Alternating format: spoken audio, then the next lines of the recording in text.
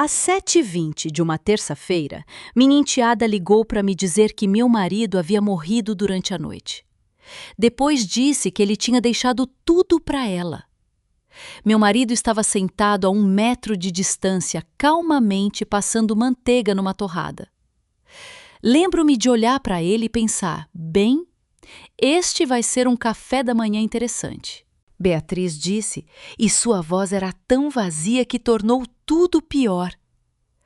Papai morreu ontem à noite. Heitor parou de se mover. Sem drama, ele apenas segurou a faca sobre o prato e olhou para mim. Levei um dedo aos lábios. Beatriz continuou. Ele deixou tudo para mim. A casa, o dinheiro, tudo. Você não fica com nada. Antes que eu pudesse responder, ouvi Ricardo ao fundo, o marido dela. Ele deu uma risadinha e disse: "Finalmente rua para você." Foi nesse momento que algo dentro de mim ficou muito quieto. Apertei o botão do Viva Voz e coloquei meu celular na mesa da cozinha. Beatriz começou a falar sobre vir mais tarde naquela tarde para assegurar os bens do papai. Ela disse que eu provavelmente deveria começar a fazer as malas, porque não havia motivo para tornar as coisas mais difíceis do que precisavam ser. Do outro lado da mesa, Heitor lentamente pousou o garfo.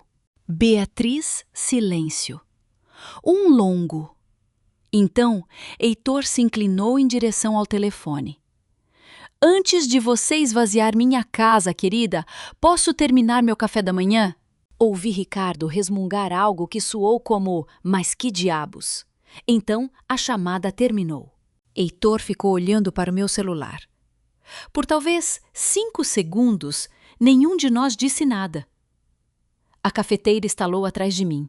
Em algum lugar lá fora, um de nossos vizinhos ligou um cortador de grama, o que pareceu absurdamente normal. Finalmente, Heitor disse. Ela parecia desapontada. Aquilo o magoou mais do que o dinheiro. Eu podia ver. Heitor tinha 66 anos na época, e a aposentadoria não tinha sido especialmente gentil com ele.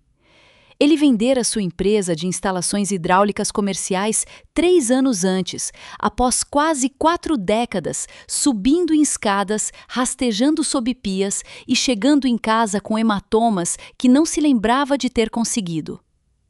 Assim que parou de trabalhar, o peso veio rápido, quase 15 quilos. Seu joelho direito havia sido substituído e ainda reclamava toda vez que o tempo mudava. Seu coração começara a dar problemas. Um de seus medicamentos o deixava tonto se ele se levantasse muito rápido.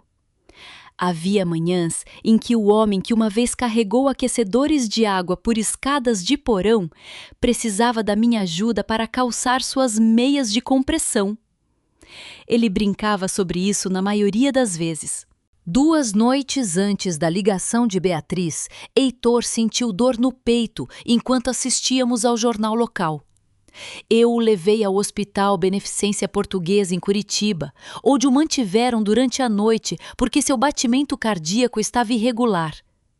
Ele voltou para casa na tarde de segunda-feira, cansado, irritado e convencido de que o mingau de aveia do hospital fora projetado como punição. Isso deveria ter sido o fim da história. Mas depois soubemos que nosso vizinho Seu Jorge havia deixado uma mensagem de voz para Beatriz depois de ver a ambulância. "Seu pai teve outro susto", ele disse. "A Lívia o levou de volta. Não parecia bom." Beatriz ligou para o hospital naquela noite. Ela não estava listada como contato médico de Heitor, então ninguém lhe deu muitas informações. Na manhã seguinte, Heitor já havia recebido alta. Aparentemente, ela ligou para o antigo quarto dele e foi informada de que ele não estava mais lá. O que ela não fez foi me ligar e perguntar: "Papai está bem?" Ela foi direto para "Papai está morto" e depois direto para a herança. Essa parte me incomodou. Heitor afastou o prato. Como ela sabe o que diz meu testamento? Eu já tinha uma resposta que não queria lhe dar. 3 semanas antes entrei no escritório de Heitor e encontrei Beatriz agachada ao lado da gaveta debaixo do arquivo. Ela se levantou rápido demais. "Ah, oi, Procurando os papéis antigos do seguro do papai. Ela sorriu como se não fosse nada. Eu deixei passar. Por 14 anos eu havia me esforçado muito para não me tornar a segunda esposa desconfiada.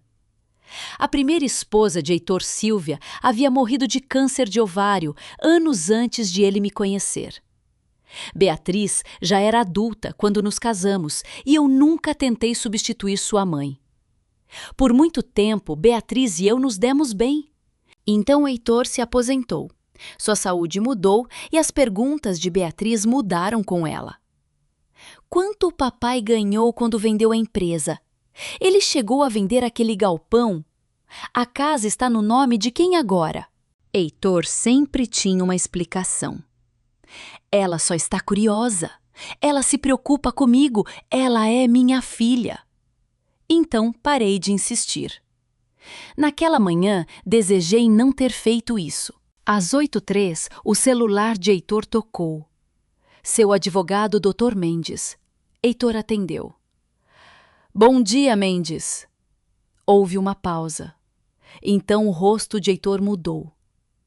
Não, estou sentado na minha cozinha. Outra pausa. O que... Observei-o endireitar-se na cadeira. Dr. Mendes havia recebido uma ligação naquela manhã de alguém alegando que Heitor havia morrido. Pior, essa pessoa havia mencionado a data de um testamento que Heitor assinou 12 anos antes de se casar comigo. Sob aquele antigo testamento, Beatriz realmente herdava quase tudo. Quando Heitor desligou, ele olhou em direção ao corredor onde ficava seu escritório, depois para mim. Ela não estava de luto por mim. Eu não respondi. Ele engoliu em seco. Ela estava esperando por mim. Dr. Mendes queria que estivéssemos em seu escritório imediatamente. Heitor levantou-se lentamente, apoiando-se no joelho ruim. Seu café da manhã estava intocado atrás dele. E pela primeira vez naquela manhã, percebi que a ligação de Beatriz talvez não tivesse sido o problema. Talvez tenha sido o erro que expôs o verdadeiro problema.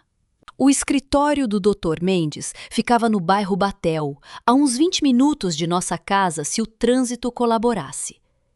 Eu dirigi. Isso importava mais para Heitor do que ele queria admitir.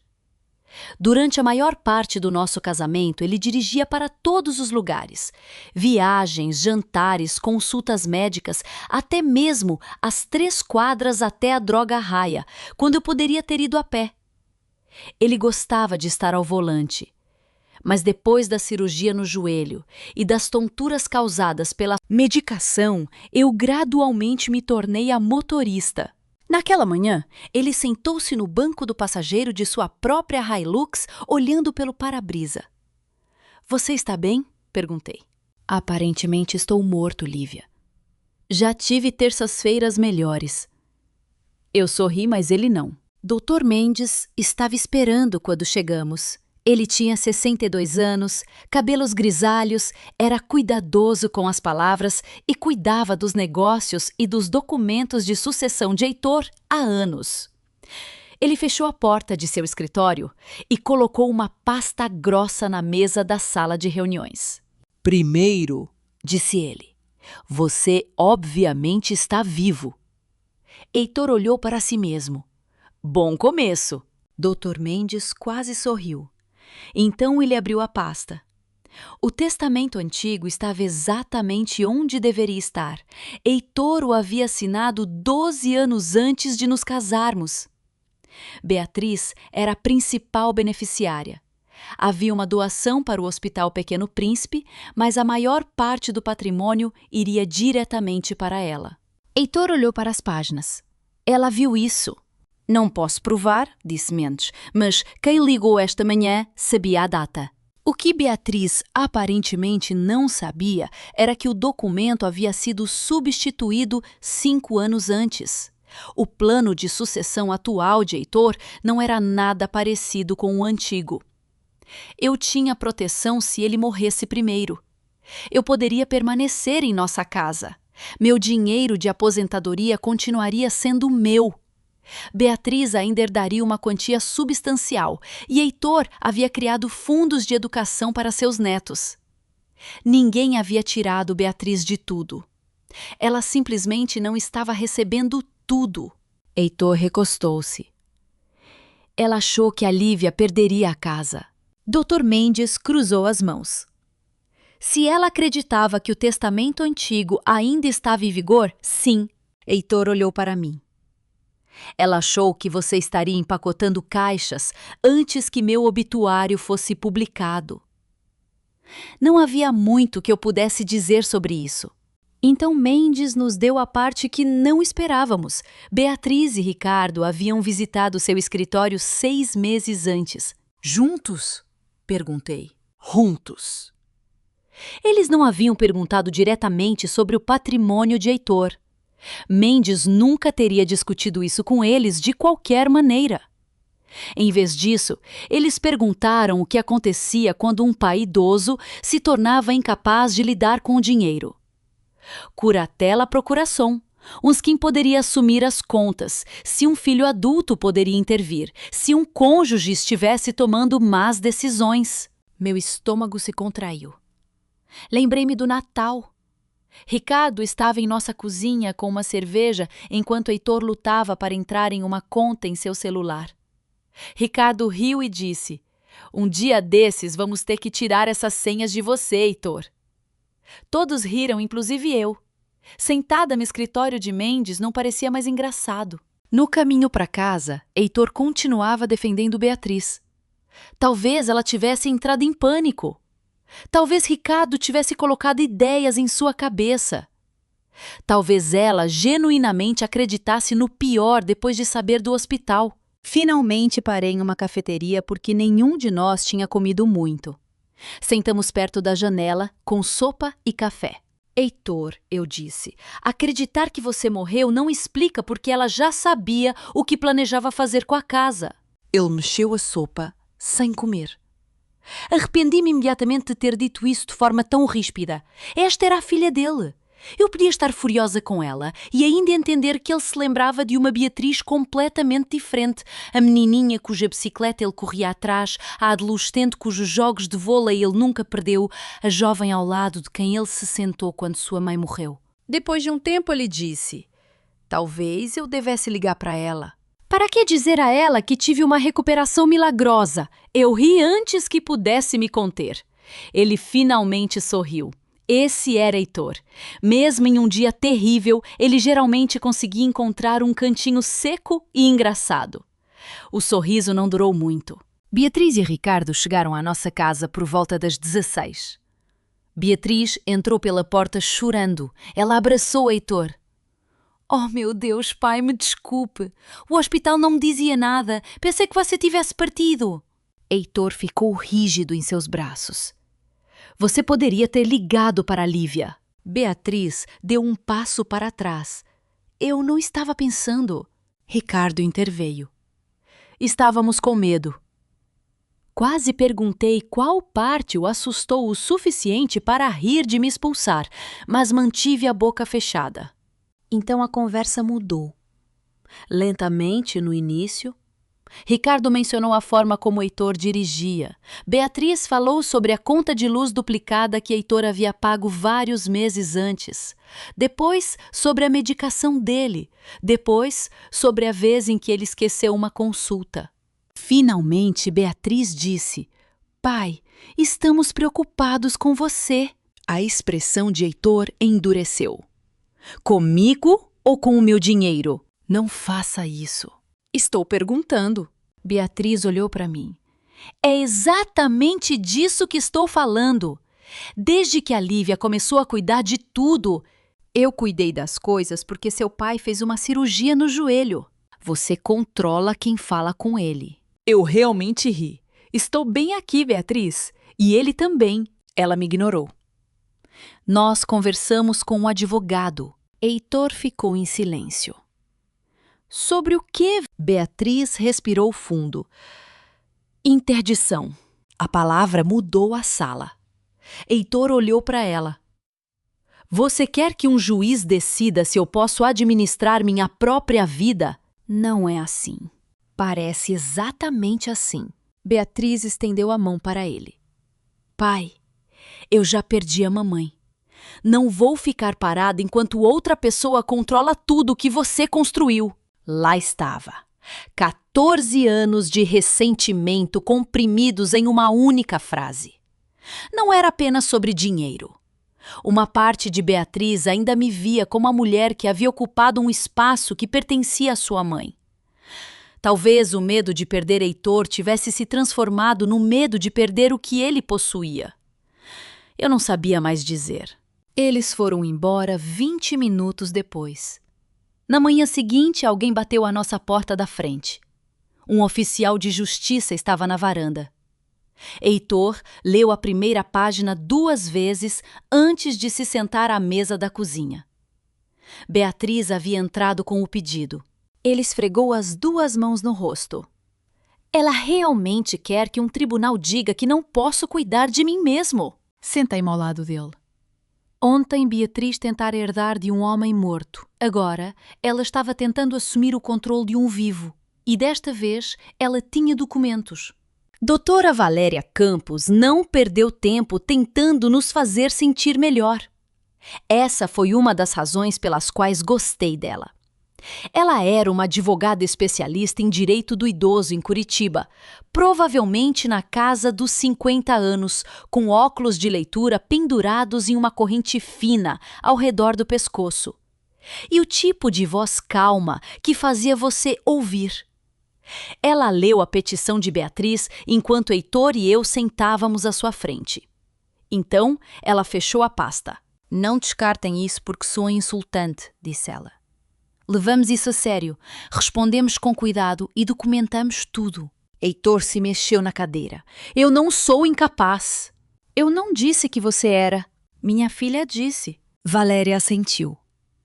E agora vamos mostrar ao tribunal por que ela está errada. O problema era que Beatriz não havia preenchido sua petição com mentiras óbvias. Isso teria sido mais fácil. Ela usou fatos. Heitor havia sido hospitalizado recentemente por um batimento cardíaco irregular. Ele havia feito uma cirurgia no joelho. Seus medicamentos haviam mudado várias vezes. Ele havia esquecido uma consulta de cardiologia no inverno anterior. Havia também o pequeno acidente no estacionamento da Droga Raia. Heitor havia batido sua caminhonete em um carrinho de compras. Ninguém se machucou. A caminhonete ganhou um arranhão. Na época, rimos disso.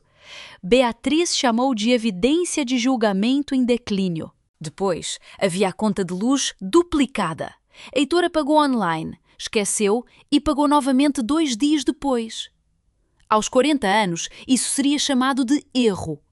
Aos 66, aparentemente pertencia a um processo judicial. Nas semanas seguintes, Valéria nos fez reunir registros médicos, extratos de contas e qualquer outra coisa que documentasse como Heitor realmente vivia. A pior parte para ele foi a avaliação cognitiva. Sentei-me por perto, enquanto um profissional lhe fazia perguntas que pareceriam quase insultantes em quaisquer outras circunstâncias. Que dia é hoje? Onde estamos? Lembre-se destas palavras. Faça esta subtração. Explique como você paga suas contas domésticas. Heitor respondeu com cuidado. Ele se saiu bem. Quando voltamos para o estacionamento, esperava que ele estivesse aliviado. Em vez disso, ele parou ao lado da caminhonete com a mão na porta e olhou para o asfalto. O quê? Perguntei. Ele balançou a cabeça. Quando eu tinha 45 anos, esquecer o nome de alguém significava que eu estava cansado. Eu esperei. Aos 66, alguém anota isso em uma prancheta. Foi quando entendi o que Beatriz realmente havia tirado dele. Não era dinheiro ainda não. Ela o havia tornado autoconsciente de ser velho. Cada passo rígido, cada senha esquecida, cada vez que ele me pedia para dirigir se tornava algo que ele se perguntava se outras pessoas estavam notando. E eu também não fui poupada. A petição de Beatriz sugeria que eu havia isolado Heitor e o influenciado a mudar seu plano de sucessão. Uma tarde de quinta-feira, no Pão de Açúcar, vi a irmã de Sílvia perto da seção de hortifruti. Ela me viu. Então, de repente, ficou muito interessada em outro corredor. Alguns dias depois, uma mulher da igreja me perguntou em voz baixa: "Como Heitor está mentalmente?" Fui para casa furiosa. Heitor estava sentado em sua poltrona reclinável, assistindo a um replay de um jogo do Atlético Paranaense. Eu queria contar a ele o que havia acontecido. Não contei. Ele já tinha peso suficiente sobre os ombros. Então Valéria encontrou o dinheiro. Ironicamente, ela o encontrou porque Beatriz havia alegado que as finanças de Heitor estavam se tornando desorganizadas. Valéria analisou vários anos de atividade de contas. As primeiras transferências questionáveis começaram na época da cirurgia no joelho de Heitor. Naquela época, ele mal conseguia descer as escadas. Estava tomando analgésicos, fazendo fisioterapia e dependendo de todos mais do que gostava. Ele havia dado a Beatriz acesso temporário para ajudar com as contas. Eu me lembrava disso. Na época, parecia completamente razoável. Valéria espalhou várias páginas sobre sua mesa. Há cerca de 187 mil aqui que me preocupam. Heitor piscou. O quê? Parte era direta a transferências, pagamentos, dinheiro que acabou em contas ligadas à construtora de Ricardo. Cerca de 175 mil reais podiam ser rastreados com razoável confiança. Outros 12 mil mais haviam se movido através de saques e transações que eram muito mais difíceis de explicar. Apontei para esses. Então, o que acontece com essa parte? Valéria olhou para mim. Podemos nunca conseguir provar exatamente para onde foi cada real. Mas nós sabemos. Saber e provar nem sempre são a mesma coisa. Eu odiei essa frase. Heitor mal falou. 4 anos antes, ele havia emprestado abertamente 85 mil reais a Beatriz e Ricardo quando a empresa de Ricardo estava com dificuldades. Esse empréstimo não era segredo. Heitor até brincou que estava se tornando o banco da família. Mas isso era diferente. Eu nunca dei a eles outros 100 mil reais, disse ele. Valéria bateu em um documento. Então precisamos falar sobre isso. Ela o virou para ele. Havia a assinatura de Heitor na parte inferior. Olhei para ele. Ele olhou para mim. Essa é sua? Perguntou Valéria. Heitor pegou o papel. Seu rosto mudou. Sim, sem hesitação. Nenhuma acusação de falsificação. Essa é minha assinatura.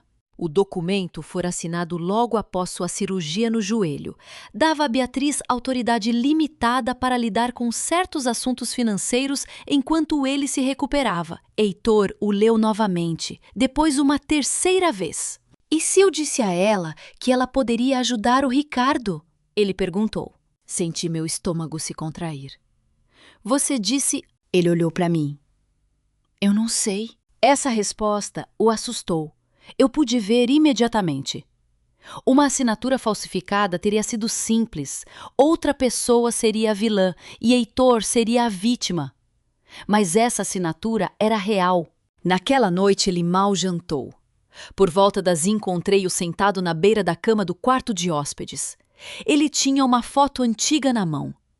Beatriz, com talvez 9 anos, faltando um dente da frente, sentada nos ombros de Heitor numa festa junina. Ela costumava pensar que eu podia consertar qualquer coisa, disse ele. Sentei-me ao lado dele. Depois de um tempo ele disse, talvez ela se lembre de algo que eu não lembro. Eu queria dizer a ele que absolutamente não. Não pude.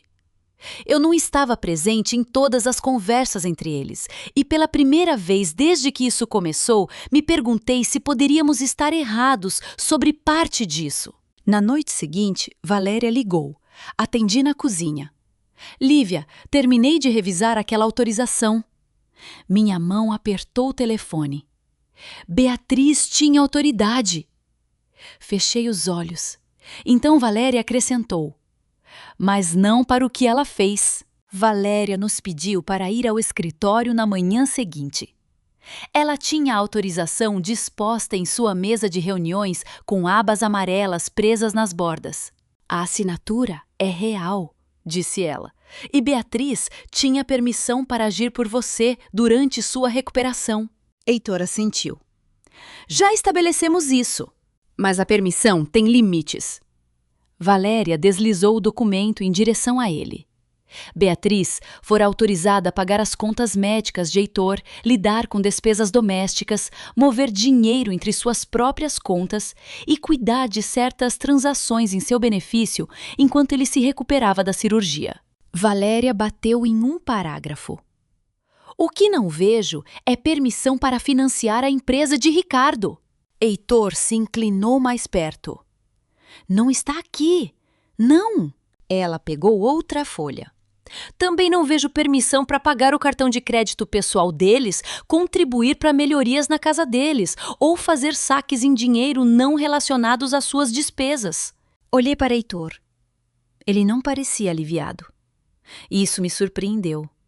Por dias ele esteve apavorado por ter esquecido de dar permissão a Beatriz. Agora sabíamos que não em nenhum sentido significativo. Mas a verdade era pior de outra maneira. Beatriz não havia falsificado sua confiança. Ela a havia usado.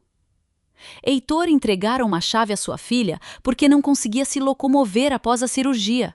E ela silenciosamente começou a abrir portas que ele nunca pretendeu que ela tocasse. No caminho para casa, ele quase não disse nada. Naquela noite, as coisas finalmente explodiram entre nós. Ele estava no balcão da cozinha, olhando extratos antigos, quando disse: talvez eu ainda tenha dito a ela que ela poderia ajudar o Ricardo 1 ou 2 vezes. Heitor. Estou dizendo talvez. Temos os papéis. Isso não significa que nos lembramos de todas as conversas. Eu larguei o pano de prato. O que você quer que eu te diga? Eu quero que alguém me diga o que realmente aconteceu. Eu estou te dizendo o que eu sei. Ele se virou para mim. Todo mundo está me dizendo o que eu sei. Beatriz diz que eu não me lembro. Advogados me perguntam o que eu me lembro. Médicos testam o que eu me lembro. Sua voz se elevou. E agora você também está fazendo isso. Aquilo doeu. Eu sou a única pessoa que não está. Ele parou. Eu poderia ter dito a ele exatamente o que ele queria ouvir. Eu poderia ter dito: você absolutamente nunca deu permissão a ela. Mas eu não sabia disso. E depois de 14 anos de casamento, eu não ia confortá-lo com uma mentira. Ele subiu as escadas. Fiquei na cozinha e lavei a mesma xícara de café 2 vezes antes de perceber o que estava fazendo. Mal nos falamos pelo resto da noite. 2 dias depois, Valéria ligou com outra coisa. Durante a troca de registros, seu escritório recebeu mensagens de texto mais antigas entre Beatriz e Ricardo. Uma delas explicava muita coisa. Ricardo havia escrito: seu pai não vai levar isso a público. Ele prefere engolir o prejuízo a contar para todo mundo que a própria filha pegou dinheiro. A resposta de Beatriz foi mais curta. Ele sempre me perdoa. Heitor leu essas palavras no escritório de Valéria. Depois as leu novamente. Observei algo mudar em seu rosto. Não raiva exatamente, reconhecimento. Durante anos, sempre que Beatriz se metia em problemas, Heitor ajudava. Quando ela acumulou dívidas de cartão de crédito aos 20 e poucos anos, ele ajudou. Quando ela precisou de dinheiro após o divórcio do primeiro marido, ele ajudou. Quando a empresa de Ricardo quase faliu, Heitor emprestou-lhes R$85 mil. Beatriz e Ricardo não acreditavam necessariamente que seus rastros eram perfeitos. Eles acreditavam que não importava. Heitor nunca envergonharia sua filha publicamente. Ele engoliria o prejuízo, manteria a paz na família, protegeria Beatriz das consequências. Heitor colocou o papel de volta na mesa de Valéria. Foi nisso que eles erraram. Foi a primeira vez desde que a petição chegou que ele soou como ele mesmo.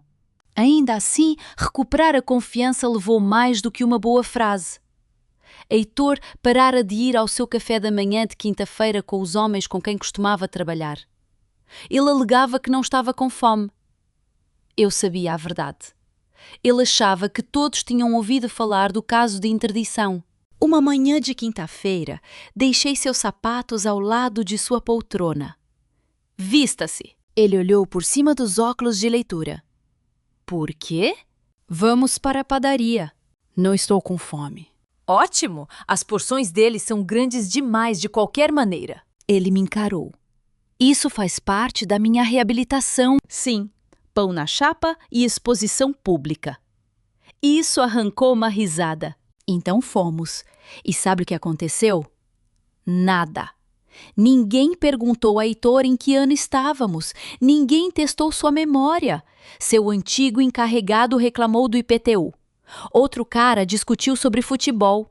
Alguém passou 10 minutos explicando por que seus novos aparelhos auditivos estavam supostamente arruinando sua vida. Heitor ficou lá, bebendo café ruim e sendo tratado como um homem comum de 66 anos. Fez mais por ele do que eu esperava. Depois disso, ele tomou uma decisão sobre seu patrimônio. Não uma decisão raivosa. Beatriz não foi completamente deserdada. Os fundos de educação dos netos permaneceram intactos, sob um administrador independente.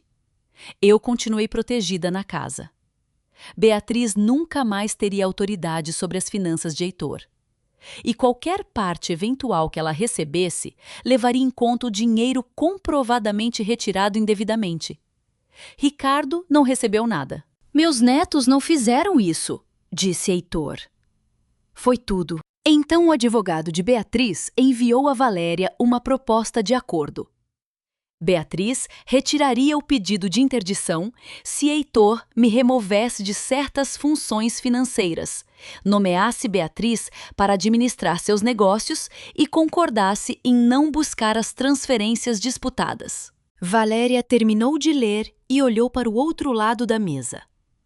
Bem, disse ela, isso esclarece qualquer mistério restante. Heitor realmente riu. A audiência de interdição foi marcada para o Fórum Cível de Curitiba no Centro Cívico. Na noite anterior, Heitor separou um paletó novo. Na manhã seguinte, seus dedos estavam rígidos, então ajudei com um dos punhos. Ele pareceu envergonhado. Não mencionei. Ela acha que envelhecer me tornou fácil, disse ele. O que você vai fazer a respeito? Heitor pegou sua bengala. Aparecer. E era exatamente isso que Beatriz não estava esperando. Beatriz já estava dentro da sala de audiências quando chegamos. Ela tinha Ricardo ao seu lado e 3 parentes sentados atrás deles, incluindo a irmã de Sílvia, a mesma mulher que me evitou no Pão de Açúcar. Eu entendi por que eles estavam lá. Beatriz passara semanas contando às pessoas a mesma história. Seu pai estava em declínio. Sua segunda esposa o controlava, e ela estava apenas tentando protegê-lo. Então Heitor entrou com sua bengala, não, parecendo 20 anos mais jovem, não, fingindo que seu joelho não doía, apenas Heitor. Beatriz olhou para ele, depois desviou o olhar rapidamente. O advogado dela começou com a saúde de Heitor, a hospitalização à prótese no joelho, a medicação, a consulta de cardiologia perdida. Até o cercado de carrinhos de compras na Droga Raia fez outra aparição. Heitor respondeu sem tentar se fazer parecer perfeito.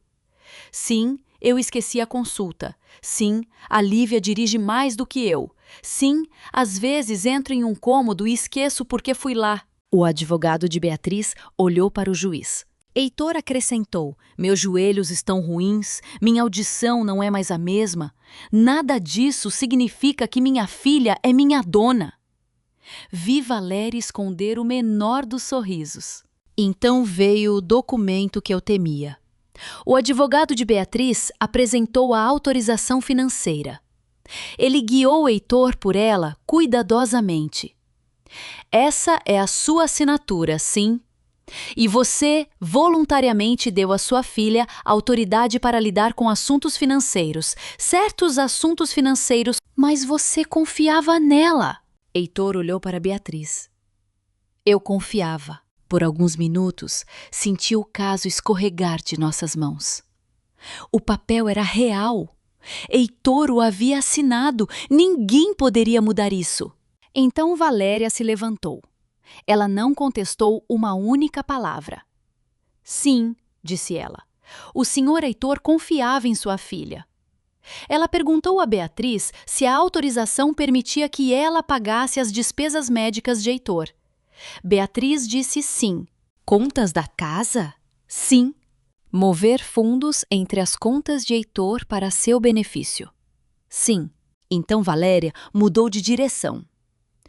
Onde ela autoriza você a transferir o dinheiro dele para a empresa do seu marido? Beatriz hesitou. Me deu autoridade financeira. Essa não foi minha pergunta.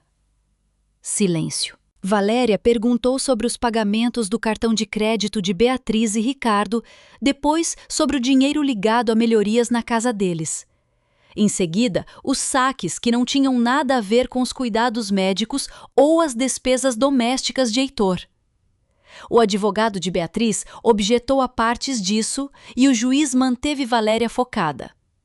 Isso, na verdade, fez tudo parecer mais sério. Sem discursos gramáticos, apenas números e documentos. Valéria não afirmou que poderíamos provar cada real também. Cerca de R$175 mil poderiam ser conectados com razoável confiança a transações fora do propósito que Heitor havia autorizado. Outros R$12 mil ou mais haviam se movido através de saques em dinheiro e outras atividades que eram muito obscuras para serem definidas com clareza. Fiquei feliz por ela ter admitido isso. A verdade não era perfeita. Não precisava ser. Então Heitor descreveu a ligação telefônica. Ele disse ao juiz exatamente o que ouvira Beatriz dizer naquela manhã de terça-feira. Meu pai morreu ontem à noite. Ele deixou tudo para mim. Você não fica com nada. Beatriz balançou a cabeça. Eu estava confusa. Pensei que ele estivesse morto. Heitor olhou para ela. Você pensou que eu estava morto? Você não estava confusa sobre o que queria depois? Esse foi o primeiro momento em que Beatriz começou a perder a compostura. Ela insistiu que Ricardo havia lidado com muitas das transações. Ricardo se virou para ela. Você sabia o que estávamos fazendo? Eu sabia o que você me dizia. Você disse que seu pai não notaria metade disso. O rosto de Beatriz mudou. Ricardo se calou. Ninguém precisou explicar o que acabara de acontecer. Até Ricardo pareceu perceber isso cerca de 2 segundos tarde demais. O juiz pediu ordem. Depois disso, a sala pareceu diferente. Perto do final, Heitor foi autorizado a falar sobre seus desejos e seu relacionamento com Beatriz. Ele apoiou as 2 mãos no cabo de sua bengala. Você achou que eu estava fraco porque envelheci, disse ele. Beatriz começou a chorar. Heitor não levantou a voz. Eu sei que sou mais lento. A Lívia dirige quando não me sinto firme. Ela me ajuda com coisas que eu costumava fazer sozinho. Às vezes esqueço nomes, às vezes meu joelho dói tanto que não quero sair de casa. Ele fez uma pausa. Precisar da ajuda da minha esposa não me torna propriedade da minha filha. Beatriz enxugou o rosto. Heitor olhou para baixo por 1 segundo antes de continuar. O dinheiro doeu. Estes papéis do tribunal doeram, mas essa não foi a pior parte. Ele olhou diretamente para ela. A pior parte foi ouvir o quão feliz você soou quando pensou que eu estava morto. Ninguém se moveu.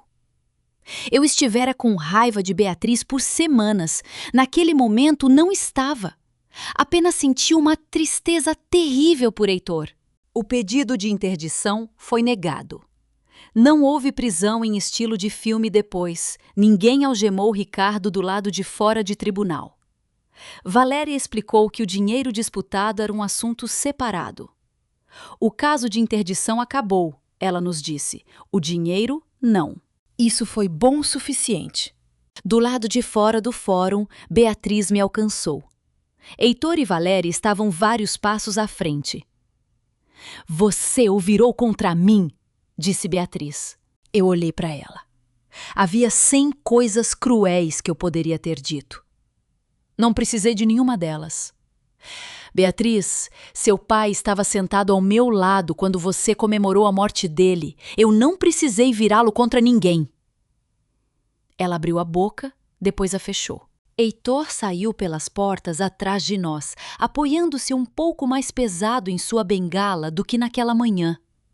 Fui até ele. Você está bem? Ele expirou. Cansado. Então ele olhou de volta para o fórum. Para um homem morto, acho que me saí muito bem. Eu ri. Ele também. E depois de semanas de médicos, advogados, acusações e pessoas decidindo o que Heitor podia ou não fazer, caminhamos até nossa caminhonete exatamente no ritmo dele. Ninguém o apressou. Vencer no tribunal não consertou nossa família. Acho que isso surpreendeu Heitor. Por meses, Beatriz mal falou com ele. Sem ligações de domingo, sem fotos aleatórias dos netos. No Natal, ela enviou uma mensagem de 2 linhas em vez de vir nos visitar. Heitor fingiu que não se importava, eu sabia que sim. Uma noite, encontrei-o sentado à mesa da cozinha, depois da meia-noite, virando o celular nas mãos. Talvez eu devesse ter deixado o dinheiro para lá, disse ele. E a interdição? Ele não respondeu. Aquilo não era sobre dinheiro, Heitor. Eu sei. Você pode perdoar alguém sem entregar as chaves de novo. Ele assentiu mais lentamente. Essa era a parte difícil. Ninguém te fala sobre limites. Às vezes, fazer a coisa certa não é bom. Às vezes, apenas dói de forma diferente. A disputa financeira levou meses para ser resolvida. Nunca recuperamos cada real. O escritório de Valéria conseguiu documentar cerca de R$175 mil, bem o suficiente para prosseguir, mas alguns saques em dinheiro permaneceram muito obscuros.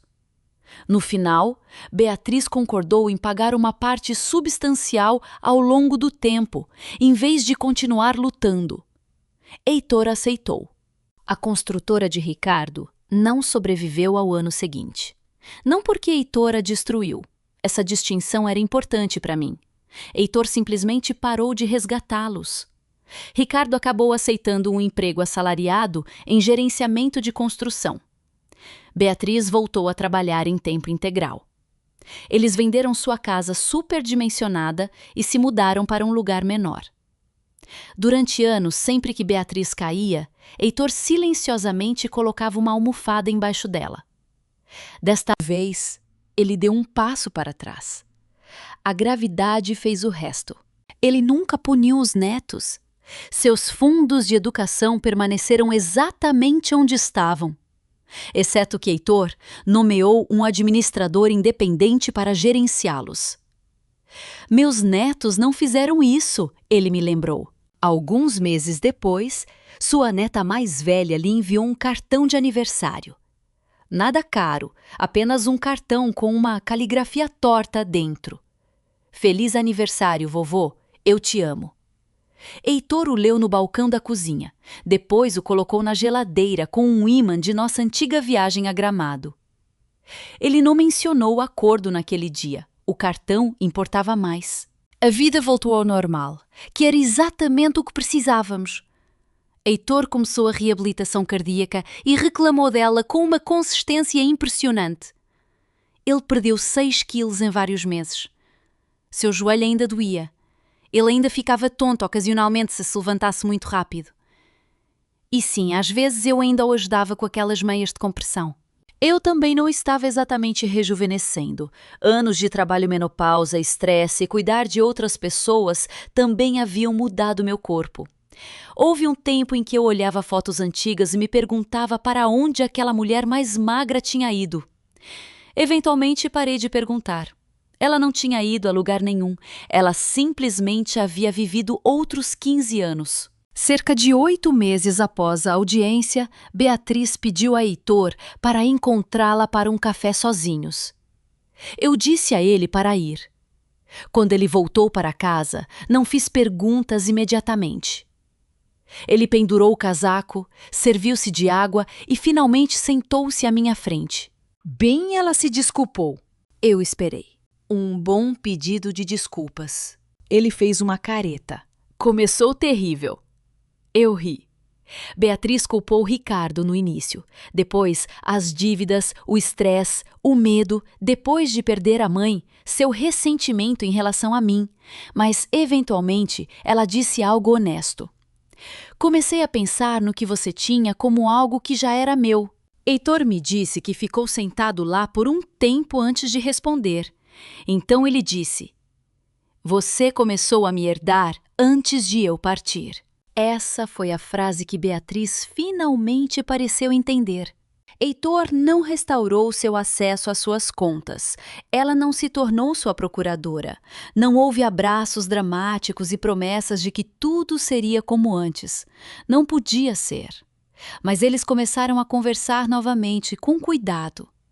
Às vezes o perdão é uma porta que você abre uns 15 centímetros em vez de escancará-la. Isso foi o suficiente. Num sábado de manhã, meses depois, Heitor e eu estávamos sentados na mesma mesa da cozinha, onde toda essa bagunça começou. Seu organizador de pílulas estava ao lado do porta-guardanapos. Eu estava bebendo café. Heitor estava passando manteiga na torrada, e então meu celular tocou. Nós dois olhamos para ele. Heitor apontou sua faca de manteiga para mim. "Você atende." "Por quê?" "Da última vez que recebemos uma ligação antes do café da manhã, descobri que estava morto." Eu sorri. Tecnicamente, eu atendi aquela ligação também. Ele pensou sobre isso, depois assentiu. "Veja, a memória ainda está boa." Eu ri tanto que quase derramei meu café.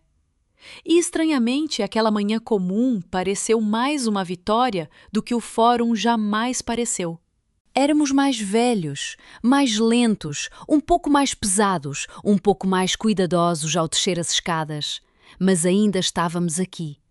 Ainda tomando nossas próprias decisões. Ainda sentados à nossa própria mesa. O envelhecimento pode tirar um pouco da sua velocidade.